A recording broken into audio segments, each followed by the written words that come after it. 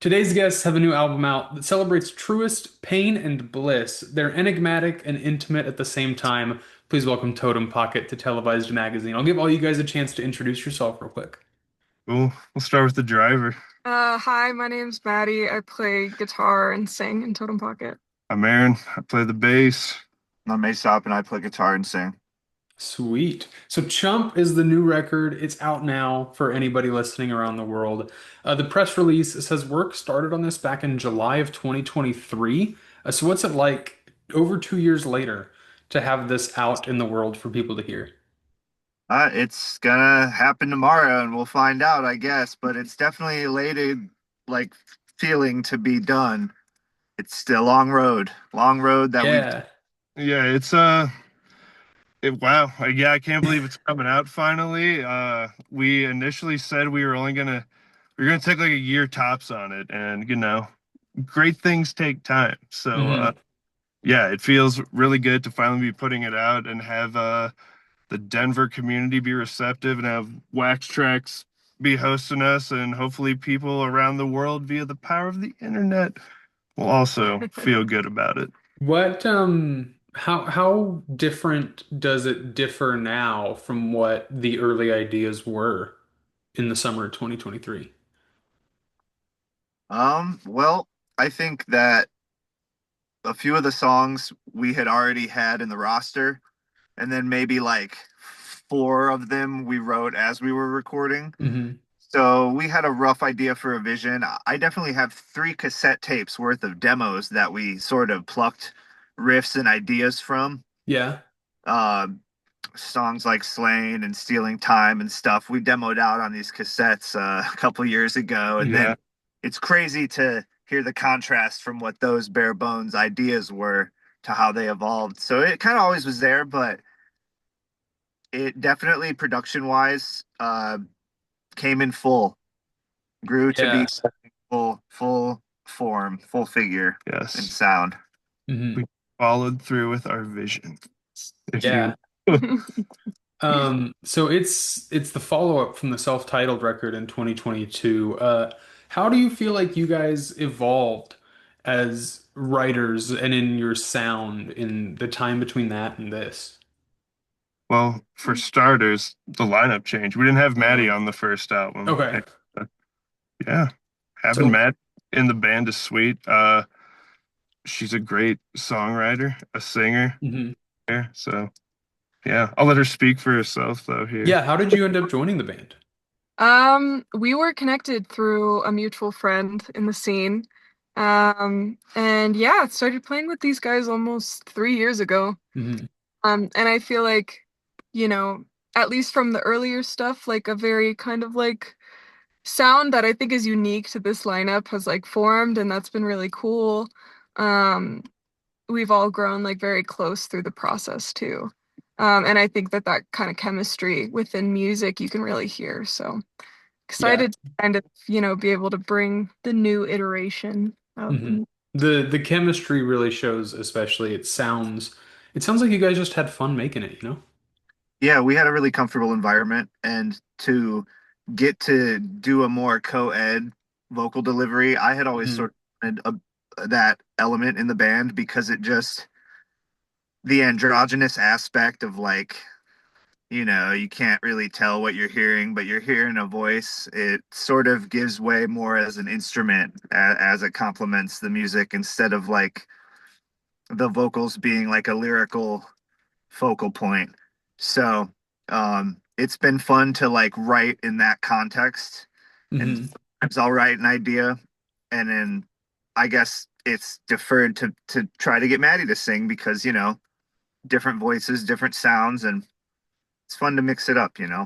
Yeah, some of the best bands I think have singers of different genders who can kind of cover it all. You know, you think of Fleetwood Mac, the new iteration of Linkin Park. Those two stand out specifically in my head, and it really shows on this record. One track that I think sets the mood really well on the record is not actually on the proper record. It's Light is Shining. It's that kind of ambient instrumental track. Tell us about it and why it stays a B-side. Well, we had talked as the album developed about having a couple sort of like instrumental pieces to either bookend or bridge Hmm. parts of the record. And we came up with this jam that was an E flat, and we sort of just droned for a really long time. I did some Yeah. feedback layering. We had one of those, what is it, a Super Six, one of those Fender amps with the six cabs. We had Yeah. that Hmm. feedback and stuff, and it was really crazy. But then later on, we thought we'd take that and sort of evolve it into what became the title track opener, Chump. But as an instrumental piece, I appreciate you bringing that to our attention. Yeah. Yes, we sort of wanted to show people that we come from a world, Aaron and I, of bombastic freeform, Free rock music, music. yeah, free rock and Yeah. jazz and all that crazy, skronky, wild stuff. So we wanted with this band to show through our structure we still have that, and we still would like to, hopefully in the future, even more show people that we can give them more freeform with. Yeah, because part of what I liked about it and part of what stood out is it reminded me in parts of two of my favorite artists, that's Pearl Jam and Frank Zappa. In Nice. different ways, while also kind of being a little shoegazy, a little slow dive-ish. So that part really stood out. And I wanted to mention it because there's going to be people listening to this who don't know that it's a B-side because they're not going to see it on the proper record itself. They maybe won't seek out the singles. When it comes to proper album cuts, though, I really liked Slain. The guitars are especially excellent on it. What inspired that track specifically? Uh, kind of. I used to really be into like System of a Down and bands like that back in the Hmm. day. And I was like, just for the hell of it, I'm gonna write a song in a super low drop C Yeah. tuning and kind of still try and make it pretty. And I think Maddie definitely helps to create that element in there. But yeah, that was kind of the one that I don't know if you know much, but like dropping your guitar all the way to like C, it really jacks your guitar up. So it's always like Yeah. hard. It was hard for us to lock that one in. Yeah, we Like, never Hmm. gear. yes. So yeah, that was kind of like the one that always kept kind of like, I was reluctant writing lyrics to it and just kind of kept pushing it back until finally we were getting deep in the recording process and everyone was like, we got to do this song. So It was good. yeah, yeah. It Yeah. came good. Maddie she wrote some stuff. I think I gave one or two lines in Yes, my there, one lyrics or were two edited, words. Hmm. Aaron, it's the only cut Aaron like proper wrote on the yes, record, but it's yes, the first of many. So yes. Yeah. But So it sounds like it was very collaborative to put together then. yeah, I think so because I don't know. I can definitely, as a bass player, like lay down some grooves and kind of give people rough direction, but I've Hmm. never really bitten into like actual songwriting and lyric writing. So it was good that I had my friends along the way to Yeah. me through the trials and tribulations. And mhm. yeah, I'm Um, glad you dig it. what would you guys say was the most, I'll ask two songs. What was the most challenging song to put together, and what was the most fun to put together? Mm. I think the most challenging one was uh Pretty Burn. It Hmm. seemed like because I actually recorded the beginning, like the intro drums on that. There's like a drum part that's like sort of mixed down, that's all weird sounding. And we pieced like two drum parts together basically with the other guy, Yeah. Jason. And then I don't know, just building off of that, it was kind of tough to sort of like, okay, what kind of tone? How do we fill in the dynamics with this, you know? Hmm. I think that's something fans don't get to see is the behind the scenes process of putting it together and why it can sometimes take so long between releases for artists. So I love asking and kind of getting into the weeds on that. What was the most fun one? Mm. Mm, Which one did you have the most yeah. fun with, Maddie? I don't Yeah. know. I think that it's kind of a tie between Stealing Time and Holy Heat. I had a lot of fun kind of collaborating with ASAP on Holy Heat, and Hmm. just like the breakdowns in that song are super fun and really enjoyable. Yeah. Yeah. Yeah. And then as it comes to you guys are when we're recording this, you're in the car before the album release show. Are there any plans for more shows, maybe a tour? What's to come for getting people to hear this live? Well, uh, he's currently setting up his drums, but we've had like a rotating cast of drummers Hmm. for this album, and our Musical chairs. yes, they are the ones that get to sit. But yeah, our buddy Hayden, he's playing drums with us now. It Hmm. finally feels like we have someone who gets it, if you Yeah. will, the Totem Pocket mission. And so I think our next show is December 11th in Denver. We're keeping it kind of sparse right now. Hopefully, people listen to the album, and as they're setting up shows coming through Denver, find us, seek us out, and we play some more cool shows. And yeah, we'd love to tour. We'd love to Yeah. come Yes. wherever. If you guys are ever making your way towards Wichita, let me know. It's only We like a will. 7 hour drive. No, we passed through Kansas many a time. Me and Aesop are from the Midwest, Yeah, Okay. Illinois. So yes, we know Farewell in Kansas City.